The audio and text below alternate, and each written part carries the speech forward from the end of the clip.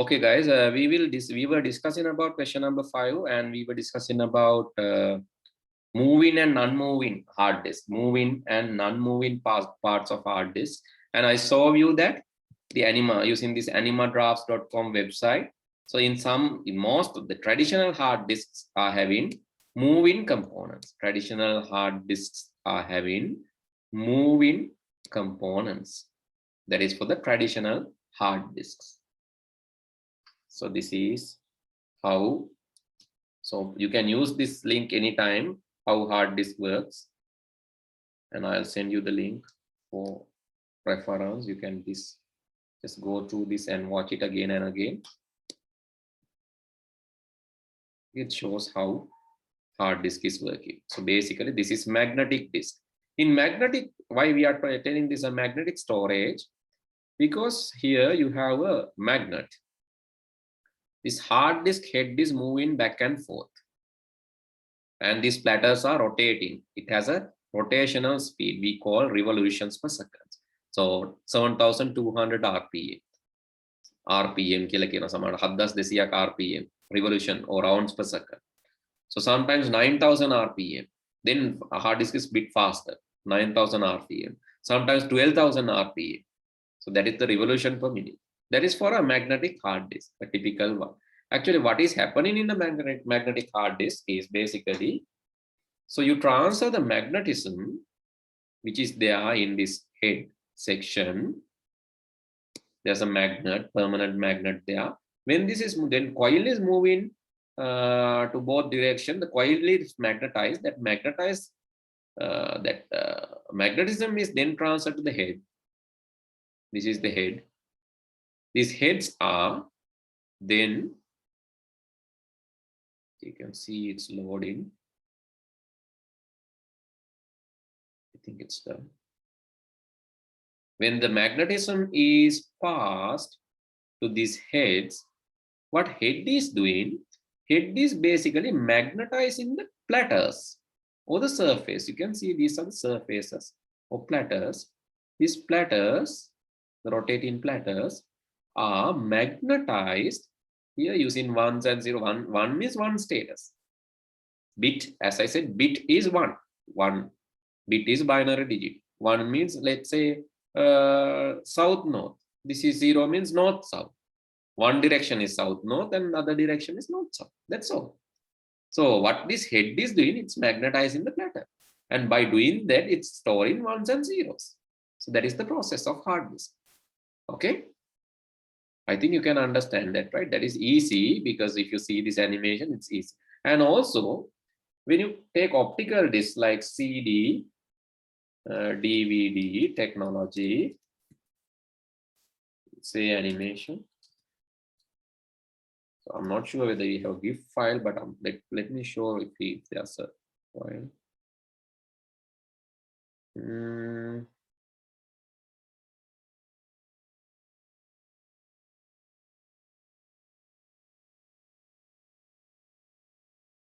Is this animated one? Here you can see. So basically, again, this is actually melting plastics in CD. This is how ones and zeros are stored in a CD. So let me show this CD DVD PITLAN.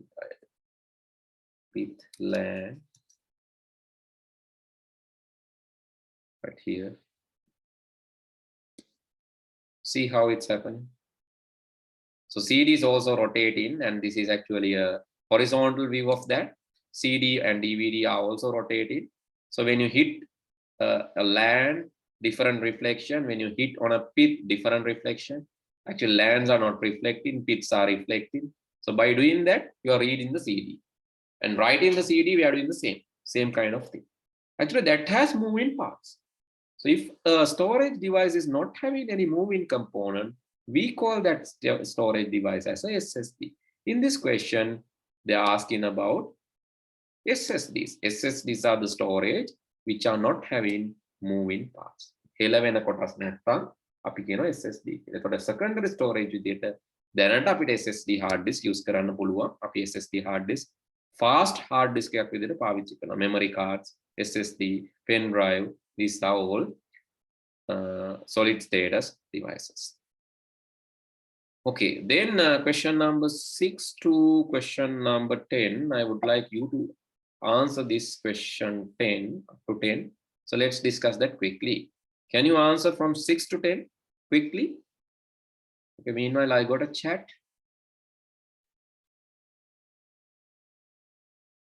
Yes. So that is so that for the moment that is just you're asking that the fast SSD years for the moment years, but it always it can depend. Why? Because I don't know whether today maybe they will introduce another technology and tell this is the faster, and whatever introduced today, maybe the next week they will introduce another one and tell this is the faster. So therefore, I cannot always give you guaranteed answer about which is the fastest SSD because time to time it changes. There are new technologies. So there was a situation where FireWire, Apple FireWire was faster than USB. But there was a situation where USB was faster than Apple FireWire. So likewise, it depends, right? It depends on the time and the technology innovations. Okay, please answer question number 6 to 10. I'll discuss that soon. Excuse me, sir. Okay. Which of the following statements are correct regarding the generation of computers? Okay. Which of the following correct regarding the generations of the computer? Transistors were introduced in the first generation. No. So the first generation, you know, it's vacuum tubes. The second generation, transistors. Third generation, integrated circuits. Fourth generation, very large scale integration and large scale integration. Actually, large scale integration and very large scale integration. That is fourth generation. So those are called microprocessors also. Fifth generation, ultra large scale integrations and artificial intelligence. So, okay, I'm repeating again. First generation vacuum tubes. Those are big in size. Then the second generation, transistors, relatively really smaller than the vacuum tubes. Third generation is a mix of transistors, like several thousands of transistors together, created something called integrated circuit, IC. Fourth generation, several ICs together created very large scale integration and very large scale integration, which is also called microprocessors. And fifth generation, it is ultra large scale integration and artificial intelligence. So first one is wrong. High level programming languages were used in the second and third generation computers. Yes. High level languages. High level means if you write something like this, let's say you write instruction like print hello, we can understand this, but computers cannot understand those. So we call that as a high level language. Old days computers and today computers can understand only one thing, that is machine language, that is zeros and ones. That's why we learn binaries. That's why we learn ASCII, EBCDIC number systems, logic gates, because it only can understand zeros and ones, this on-off status or high voltage, zero voltage state. So, but high level languages are written for human reading. This is human readable. So what is happening actually? When you write this kind of code, there are translators. These translators, there are two kinds of translators basically. One is called compiler, which will translate all at once. And there's another translator, interpreter. So that will translate one statement by statement, actually one statement at a time, statement by statement. Using a compiler or interpreter, this will be translated, the high level language will be translated to the machine. That is what happened in the computer. So we learned that in programming too. Okay, then high-level programming languages was used in second, third generations. Yes, true. Operating systems with the graphical user interfaces have been used in fourth generation computers. Yes. So in fourth generation, GUI, graphical user interface means interface which is having windows, icons, windows, then all close, minimize, likewise. Icons like refresh icon, home icon. You can see a lot of icons like download icon, information icon, menu icon. And the menus are text-based commands. These are menus. text-based commands. So GUI is having icons, menus, graphics, or pointers. Pointers means like you can move the mouse pointer here and there. This is user pointer. And windows, that is, we call GUI, another name for GUI, we call WIMP, Windows, Windows icons, menus, and pointers. Sometimes this is called WMIP, Windows pointers, Windows menus, icons, and graphics. Windows menus, icon, and graphics. Sometimes WMIP, Windows menus, icons, and pointers. So these are some other names for graphical user interface. But command line interface, let me show what is there. Command line interface is a bit difficult to understand. Here, operating system with graphical user interfaces have been used in 4th generation. Yes, that is true. So B and C are the answers here. For 6, answer is 3. And what is a CLI? GUI, the other one is CLI, command line interface. This is the command line interface. Okay, let me erase everything. And I'm showing a fully command line interface. This is terminal actually. So let me open terminal. And let me maximize it. You cannot see any windows, icons, menus, or graphics. Nothing is there. But you can write commands. Clear to clear the string. ls to list the folders. ls -l list the folders with more details like file properties. Clear to clear the string. If you want to check the internet connectivity, ping www.google.com. It says it's connectable. When you find the IP address, we can call ping the IP address, that is 74.125.24.104. That is how you ping to an IP address. So to check whether the connection is working. Clear again. So let's create a folder, md dasun. So we'll create a folder called dasun, not md, actually mkdir. Md is working Windows, mkdir in Mac. Folder exists. See dasun. I just want to see what's there. ls Hashan. I just want to remove the directory. rmdir Hashan. Just want to remove that, and ls. Remove, it's not there. cd double dot to go back to the directory, and then rmdir dasun to remove the directory, and ls, it's not there. Clear back and say exit or buy. So this is how you use the command line. You need commands. Is it easy or difficult? What do you think? Is it easy or difficult? It is faster. It is robust. Robust means trustworthy, faster. It is secure, but it is not easy. But GUI is easy, pretty easier than the command line. Okay, let's say next one. Kamarasiri accessed official web portal of government Sri Lanka's gov.lk to get details about the government web directory. Which of the following services was obtained by him? Right? Actually, this is asking about e-business. It's very easy to remember these things because e-business has only 4 letters, 4-letter wording. G is government. Please write down government. And E is employee. C is consumer, or sometimes customer. And B is business.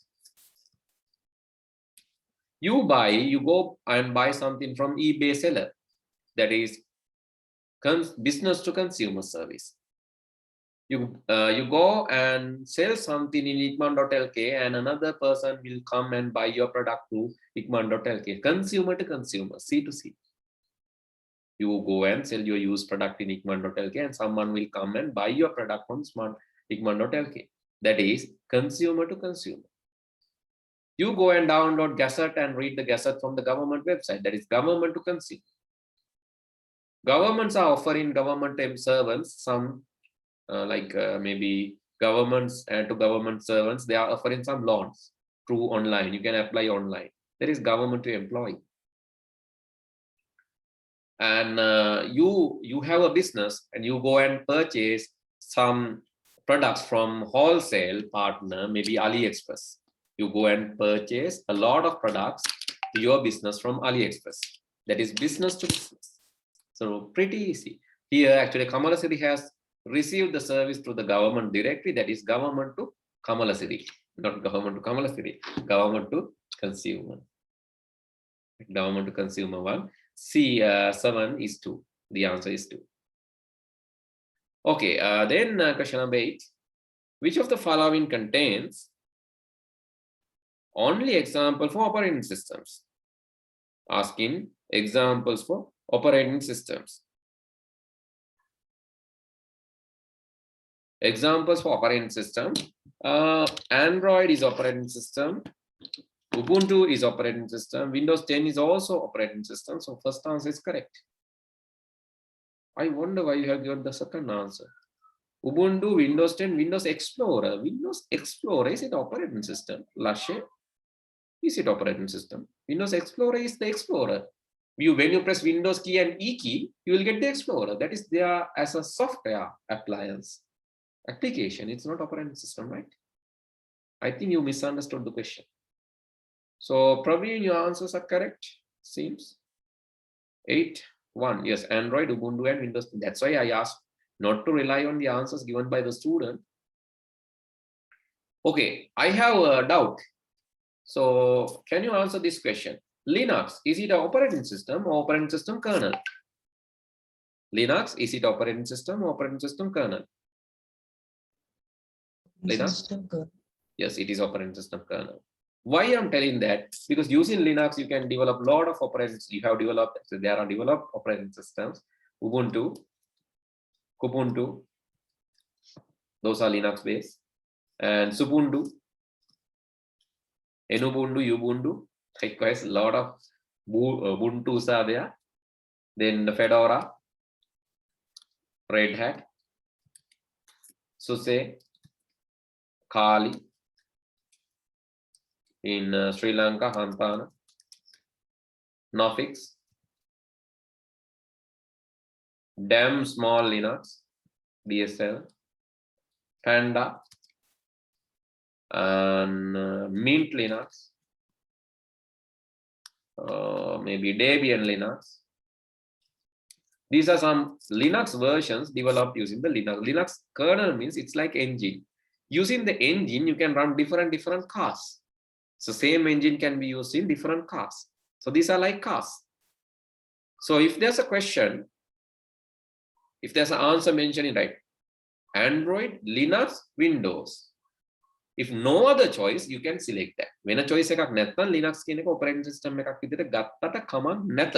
වෙන choice එකක් නැත්තම්. හැබැයි වෙන choice එකක් තියෙනවනම් Linux කියන එක kernel එකක් විදිහට ගන්න.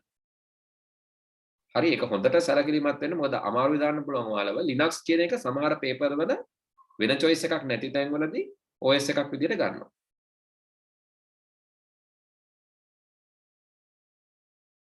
වෙන choice එකක් නැති තැන්වලදී Linux OS එකක් විදිහට ගන්න. හැබැයි ඇත්තටම ගත්තොත් Linux කියන්නේ OS එකක් නෙමෙයි kernel එක. It's like an engine. හැබැයි එහෙම ඔයාලා වෙන choice එකක් නැති තැනදී OS එකක් විදිහට ගන්න බය වෙන්න නැහැ. Question number 9. Question number 9 is asking which of the following statements are true and correct? A GUI, we discussed. A graphical user interface provides facility to use mouse to execute command. Yes, true. GUI facilities pointer, which is mouse. WIMP stand for Windows icons, menus, and pointers. Yes, Windows icons, menus, pointers. CLI, command line interface, is more user-friendly. Is it? CLI is more user-friendly? No, it's not more user-friendly, but it is more secure. I said that it is more secure, more robust, more trustworthy, and faster, but it is not user-friendly. So GUI is user-friendly than CLI. So A and B are the correct answers. So question number 9, 3 is the answer. No, Pute, it's not 4. Praveen. So I think you saw that command line interface is more user-friendly. No, it is less user-friendly. Right? Maybe you like command line interface, but others don't like normally as a common, right? I think you again misunderstood that question. So the answer is 3 for that. So let's go to the question number 10, which is going to be the last question for today. Assume that you are the leader of team assigned to develop a new information system in your school. Which of the following techniques can be used to identify requirement for the system? Okay, you are given a task. You are asked to design a software, develop a new information system to your school. And you are going to develop a new information system to your school. So how you can get information or identify requirements? Requirement identification can be done through a lot of tasks. So one main thing is you can go and observe what is happening. That is the simplest and easiest thing. And you can read the reports. Read reports and documents. Read reports and documents. That is another thing. Please write down these things also, because in the next exam, they might ask about this. And you can interview. You can ask questions. Questionnaires. You can ask questions. Interviews, questionnaires, observation, and read reports and documents. Prototyping. What is prototyping? Prototyping.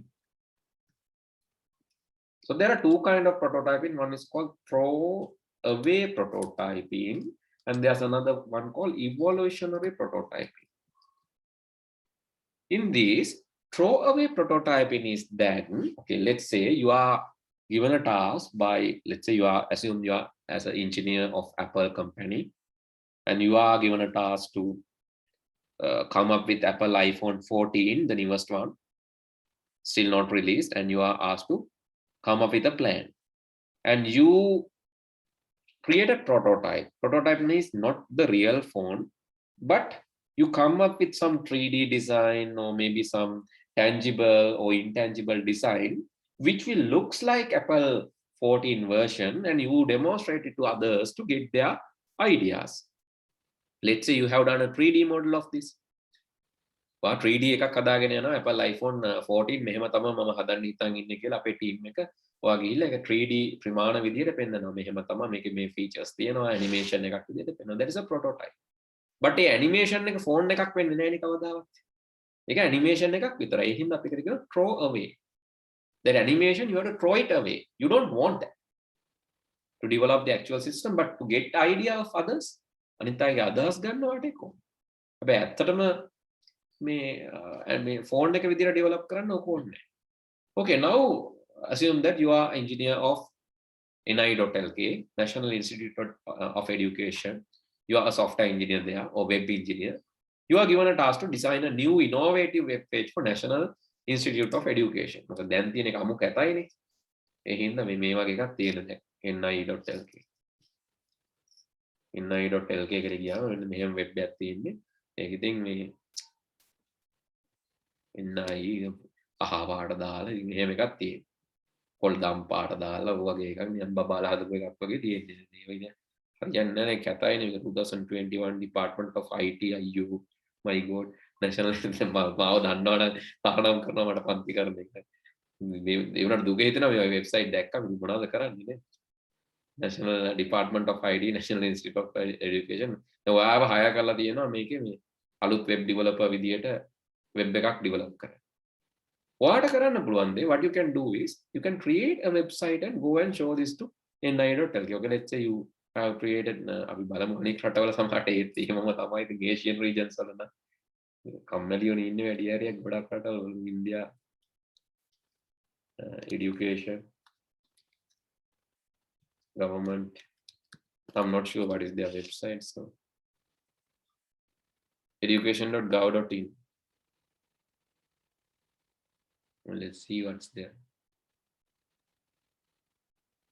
Okay, better than the other one, right? Better than our one. They have some, at least some interactivity, some use of colors. Yes, this is better, right? Last updated day is visible. The QR code is also there, and set of certifications obtained by them. Search facility, institute search, and a video. Good dashboard. Yes, it's innovative.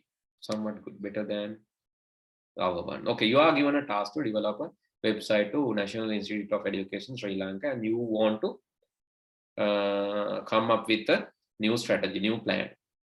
And maybe as a suggestion, you go and start developing a website. Maybe you came up with a prototype. So this is something looks like a prototype. This is not actually developed done. I just customized this for to show our students. Actually, my lazy template customizations for my photography work, but a simple website which I really like to show. So this is what I came up.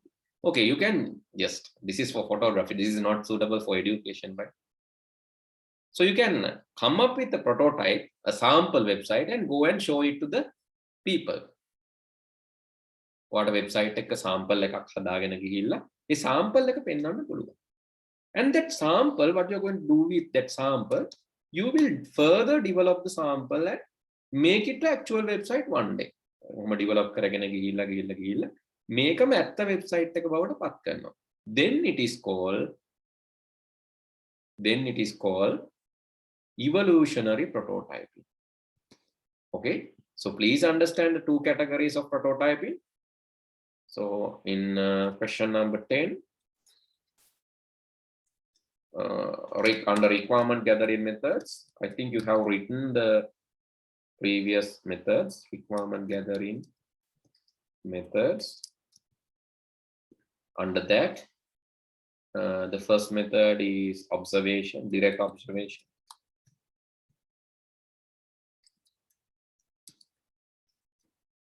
Reading documents and reports, questionnaires, and you can come up with do interviews,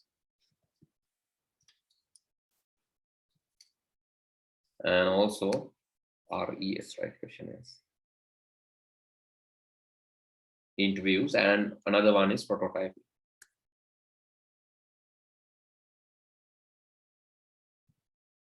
You have two types of prototyping. The first one is called evolutionary prototyping. Evolutionary. Actual system is created by developing this prototype. So very good example is a website. Throw away. The next one is throw away prototyping. Throw away method. A model is developed to get requirement, to understand the requirements,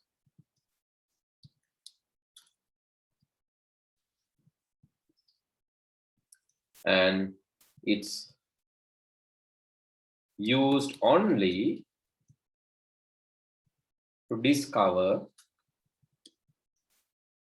and confirm the requirements. So that is the only need. You need to discover and confirm the requirements, and that is the only need that you need this throw away prototype. And you are going to throw away after that. Example, you can say design new mobile phone.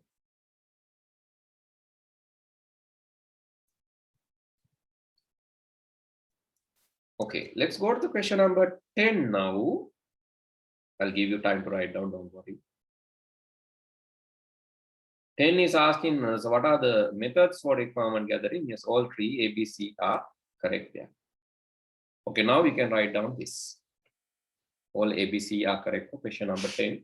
Next day, we will be discussing question number 11 to the next set. Actually, so initial day, I said that we will slow down because we need to remember the theories as well as we need to understand the question formats. Therefore, our first few days, first 4 days will be really, really slow.